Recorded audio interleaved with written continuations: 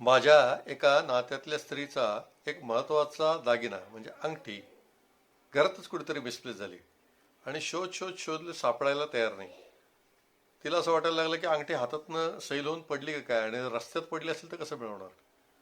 तर 2-3 दिवस खूप अस्वस्थतेमध्ये गेले कारण आजकाल सोन्याचे भाव खूप वाढलेत तुम्हाला माहिती आहे. आणि तिने मला विचारलं, मी प्रश्नकुंडली मांडली, याच्यामध्ये अंगठी मिळेल असं दिसलं.